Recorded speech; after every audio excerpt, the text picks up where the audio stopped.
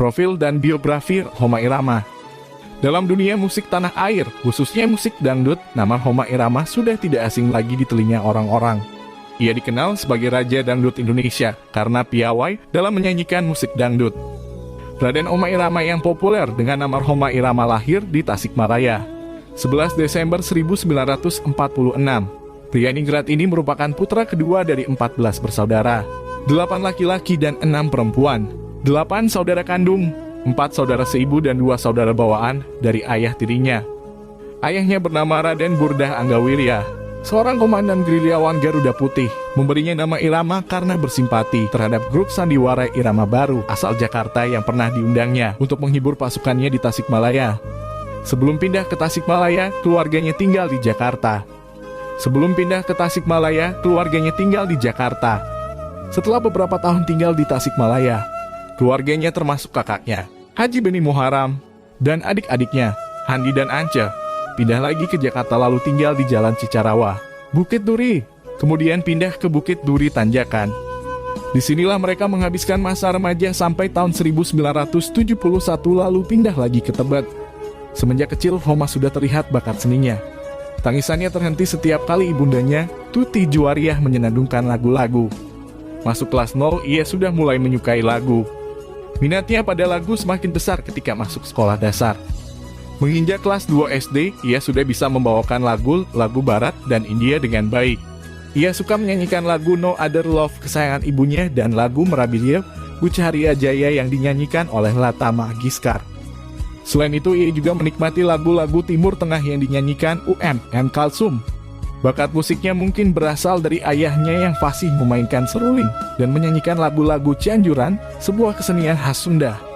Selain itu, pamannya yang bernama Arifin Ganda suka mengajarinya lagu-lagu Jepang ketika Rhoma masih kecil. Pengalamannya menyanyikan lagu-lagu India sewaktu masih sekolah dasar. Lagu-lagu pop dan rock barat hingga akhir 1960 lalu beralih ke musik Melayu, menjadikan lagu dan musik yang dibawakannya di atas panggung lebih dinamis, melodis, dan menarik. Karena usia Rhoma dengan kakaknya Beni tidak berbeda jauh, mereka selalu kompak dan pergi berdua-duaan. Berbeda dengan kakaknya yang lebih sering malas ikut mengaji di surau atau rumah kiai, Rhoma selalu mengikuti pengajian dengan tekun. Setiap kali ayah ibunya bertanya apakah kakaknya ikut mengaji, Rhoma selalu menjawab ya. Ke sekolah pun mereka berangkat bersama-sama. Dengan berboncengan sepeda, keduanya berangkat dan pulang ke sekolah di SD Kibono, Manggarai. Di bangku SD, bakat menyanyi Rhoma semakin kelihatan. Rhoma adalah murid yang paling rajin bila disuruh maju ke depan kelas untuk menyanyi. Dan uniknya, Rhoma tidak sama dengan murid-murid lain yang suka malu-malu di depan kelas. Rhoma menyanyi dengan suara keras hingga terdengar sampai ke kelas-kelas lain. Perhatian murid-murid semakin besar karena Rhoma tidak menyanyikan lagu anak-anak atau lagu kebangsaan. Penyanyi mendapat perhatian penyanyi senior, Bing Slamet, karena melihat penampilan Rhoma yang mengesankan ketika menyanyikan sebuah lagu barat dalam acara pesta di sekolahnya. Suatu hari ketika Rhoma masih duduk di kelas 4, Bing membawanya tampil dalam sebuah show di gedung SBKA, Serikat Buruh Kereta Api di Manggarai. Ini merupakan pengalaman yang membanggakan bagi Rhoma. Sejak itu, meski belum berpikir untuk menjadi penyanyi, Rhoma sudah tidak terpisahkan lagi dari musik. Dengan usaha sendiri, ia belajar memainkan gitar hingga mahir. Karena saking tergila-gilanya dengan gitar, Rhoma sering membuat ibunya marah besar. Setiap kali ia pulang sekolah, yang pertama dia cari adalah gitar. Begitu pula setiap kali ia keluar rumah, gitar hampir selalu ia bawa. Pernah suatu kali, ibunya menyuruh Rhoma menjaga adiknya, tetapi Rhoma lebih suka memilih bermain gitar. Akibat ulahnya itu, ibunya merampas gitarnya lalu melemparkannya ke arah pohon jambu hingga pecah. Kejadian itu membuat sedih Rhoma karena gitar adalah teman nomor satu baginya. Dalam perkembangannya dalam mendalami musik, Rhoma mulai menyadari bahwa meskipun ayah dan ibunya pasangan berdarah ningrat adalah penggemar musik, mereka tetap menganggap dunia musik bukanlah sesuatu yang patut dibanggakan atau dijadikan sebuah profesi. Ibunya sering meneriakkan berisik setiap kali ia menyanyi dan beranggapan bahwa musik akan menghambat sekolahnya. Kenyataan ini membuat bakat musik Rhoma justru semakin berkembang dari luar rumah karena di dalam rumah ia kurang mendapat dukungan. Sewaktu Rhoma masih kelas 5 SD tahun 1958, ayahnya meninggal dunia. Sang ayah meninggalkan 8 anak, yaitu Beni, Rhoma, Handi, Ance, Dedi, Eni, Eri, dan Yayang. Ketika kakaknya, Beni masih duduk di kelas 1 SMP. ibunya menikah lagi dengan seorang perwira ABRI, Raden Somawijaya, yang masih ada hubungan famili dan juga berdarah ningrat.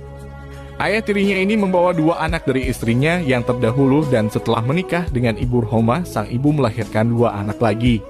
Ketika ayah kandungnya masih hidup, suasana di rumahnya feodal. Sehari-hari ayah dan ibunya berbicara dengan bahasa Belanda.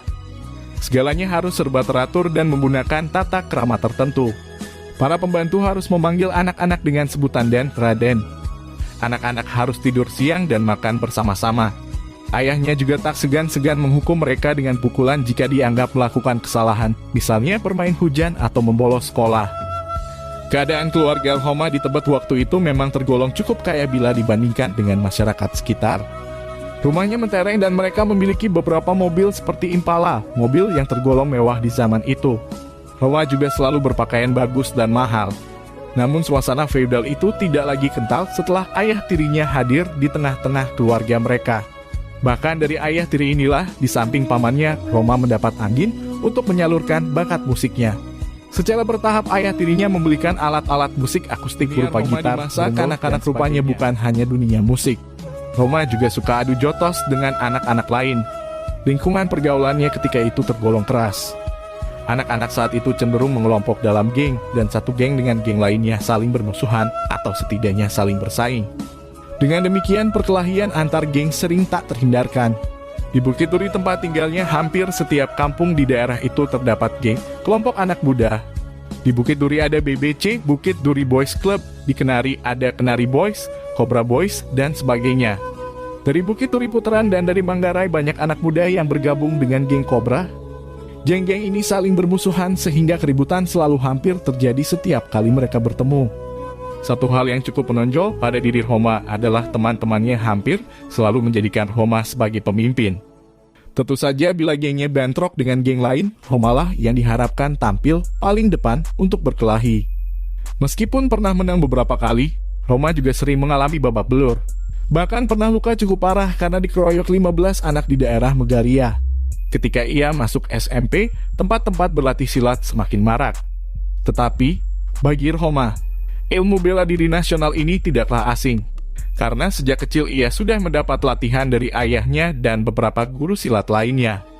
Rhoma pernah belajar silat cingkrik, paduan silat Betawi dan Cimander pada Pak Rohimin di Kebun Jeruk, Jakarta Barat. Rhoma juga pernah belajar silat Sigundal di Jalan Talang, selain beberapa ilmu silat yang lain. Bila terjadi perkelahian antar geng, para anggota geng saling menjajal ilmu silat yang telah mereka pelajari. Karena kebandelannya itulah maka Rhoma beberapa kali harus tinggal kelas, sehingga karena malu maka ia acak kali berpindah sekolah. Kelas 3 SMP dijalaninya di Medan. Ketika itu ia dititipkan di rumah pamannya. Tapi tak berapa lama kemudian ia sudah pindah lagi ke SMP Negeri XV Jakarta. Kenakalan Rhoma terus berlanjut hingga bangku SMA. Sewaktu bersekolah di SMA Negeri VI 3 Jakarta, ia pernah kabur dari kelas lewat jendela karena ingin bermain musik dengan teman-temannya yang sudah menunggunya di luar. Kegandrungannya pada musik dan berkelahi di luar dan dalam sekolah membuat ia acap kali keluar masuk sekolah SMA. Selain di SMA Negeri VI 3 Jakarta, ia juga pernah tercatat sebagai siswa di SMA PSK di Jakarta, Joseph di Solo, dan akhirnya ia menetap di SMA 17 Agustus Tebet, Jakarta, tak jauh dari rumahnya. Di masa SMA lah, Rhoma sempat melewati masa-masa sangat pahit. Ia terpaksa menjadi pengamen di jalanan kota Solo. Di sana dia ditampung di rumah seorang pengamen bernama Mas Gito. Sebenarnya sebelum terdampar di Solo, ia berniat hendak belajar agama di pesantren Tebuireng, Jombang. Namun, karena tidak membeli karcis, Rhoma, Beni kakaknya, dan 3 orang temannya, Daeng, Umar, dan Haris harus main kucing-kucingan dengan kondektur selama dalam perjalanan. Daripada terus gelisah karena takut ketahuan lalu diturunkan di tempat sepi, mereka akhirnya memilih turun di stasiun Tugu Jogja. Dari Jogja mereka naik kereta sekolahnya di SMA Joseph. Biaya sekolah diperolehnya dari mengamen dan menjual beberapa potong pakaian dibawanya dari Jakarta. Namun, karena di Solo sekolahnya tidak lulus, Rhoma harus pulang ke Jakarta dan melanjutkan sekolah di SMA 17 Agustus sampai akhirnya lulus tahun 1964. Ia kemudian melanjutkan kuliah di Fakultas Sosial Politik Universitas 17 Agustus. tapi hanya bertahan 1 tahun karena ketertarikan Homa kepada dunia musik sudah terlampau besar. Pada tahun 70-an, Homa sudah menjadi penyanyi dan musisi ternama setelah jatuh bangun dalam mendirikan band musik. Mulai dari band Gaihan tahun 1963. Tak lama kemudian, ia pindah masuk orkes Candraleka, sampai akhirnya membentuk band sendiri bernama Soneta yang sejak 13 Oktober 1973 mulai berkibar. Bersama grup Soneta yang dipimpinnya, Homa tercatat pernah memperoleh 11 Golden Record dari kaset-kasetnya. Homa Irama pun dikenal sebagai Raja Dangdut Indonesia. Tahun 1972, ia menikahi Veronica yang kemudian memberinya 3 orang anak. Debbie, 31 tahun, Fikri, 27 tahun, dan Romi, 26 tahun. Tetapi sayang, Homa akhirnya bercerai dengan Veronica bulan Mei 1985 setelah sekitar setahun sebelumnya Homa menikahi Richa Rachim. Richa Rachim menjadi partnernya dalam beberapa film seperti Melodi Cinta, Badai di Awal Bahagia, Camelia, Cinta Segitiga, Melodi Cinta, Pengabdian, Pengorbanan, dan Satria Bergitar. Hingga sekarang, Richa tetap mendampingi Homa sebagai istri. Kesuksesannya di dunia musik dan dunia seni peran membuat Homa sempat mendirikan perusahaan film Homa Irama Film Production yang berhasil memproduksi film, diantaranya Perjuangan dan Doa, 1980 tahun, 1980 tahun, serta Cinta Kembar, 1984 tahun, 1984 tahun. Kini, Homa yang biasa dipanggil Pak Haji ini banyak mengisi waktunya dengan berdakwah baik lewat musik maupun ceramah-ceramah di televisi hingga ke penjuru Nusantara. Dengan semangat dan gaya khasnya, Homa yang menjadikan grup Soneta sebagai Sound of Muslim terus giat meluaskan syiar agama. Biografiku.com